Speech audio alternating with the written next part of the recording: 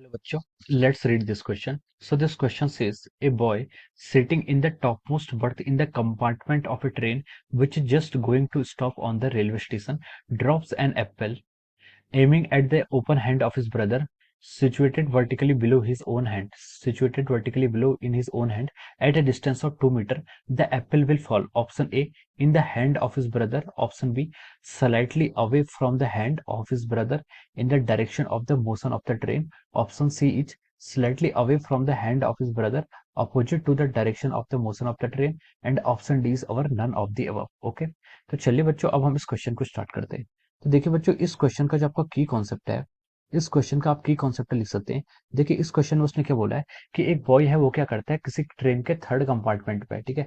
ये मान लीजिए आपकी ट्रेन है, दिस इज अवर ट्रेन, ठीक है। ये मान मान लीजिए ट्रेन है, ठीक है। इस ट्रेन में ऐसे बहुत सारे वो होंगे, ठीक है।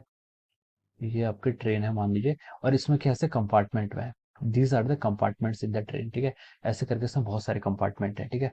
तो देखिए इसमें ऐसे बहुत सारे कंपार्टमेंट है। तो देखिए जो क्या होता है, देख जब यहाँ पर क्या है, एक पर्सन है जो कि आपका थर्ड पर है, उसने क्या किया, एक एप्पल का ड्रॉप किया। और यहाँ पर क्या है, एक दूसरा पर्सन है, ठीक है।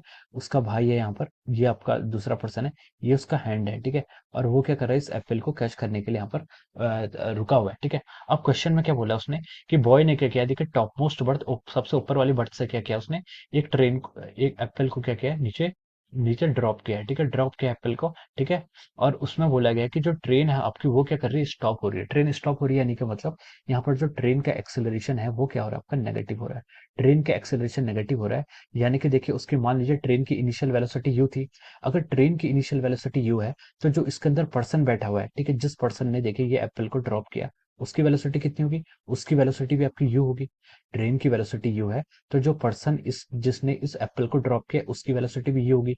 और उसके हाथ पे एप्पल है, तो एप्पल की वेलोसिटी भी क्या होगी, यू ही होगी, ठीक है। जो आपका एप्पल है उसकी वेलोसिटी भी कितनी होगी, यू होगी, ठीक है।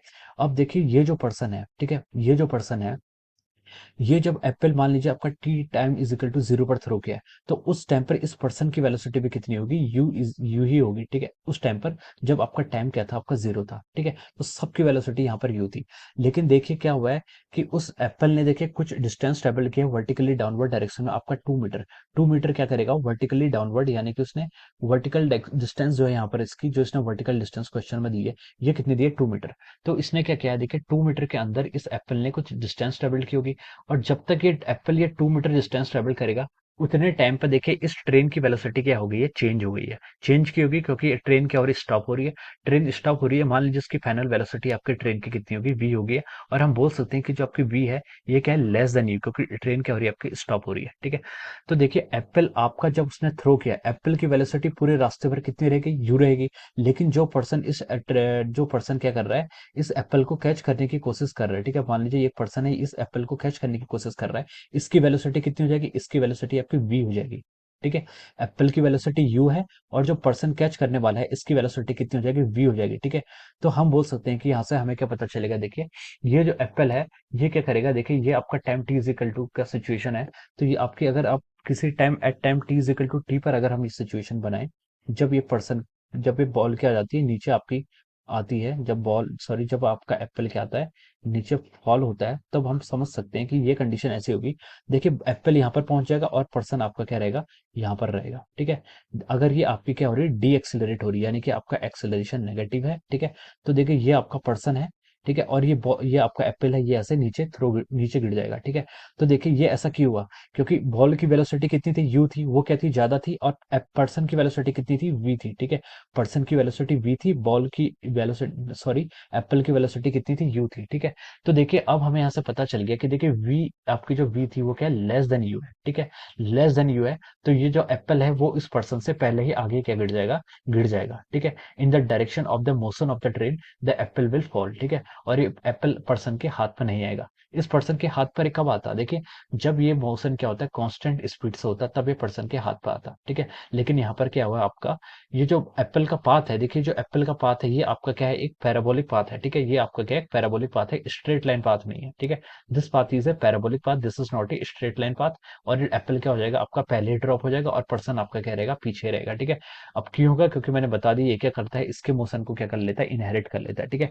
तो देखिए यहाँ पर जो एप्पल का पाथ है वो क्या है, 2 डायमेंशनल मोशन है, यानी कि एक पैराबोलिक पाथ आ रहा है, ठीक है। तो ये आपका जो एग्जांपल है, हम बोल सकते हैं कि this is an example of our 2D motion. इसको क्या हम बोल सकते हैं, 2D मोशन बोल सकते हैं, प्रोजेक्टाइल मोशन बोल सकते हैं, ठीक है, या फिर आपका ये टू प्लेन का मोशन है, ठीक है। तो हम इसको क्या कह सकते हैं, 2D मोशन, या फिर आप प्लेनर मोशन भी इसका की कॉन्सेप्ट क्या रखते हैं, कह सकते हैं। ओके, तो देखिए अब हमने इसको डिस्कस कर लिया। अब हम देखिए इसके ऑप्शंस पर आते हैं।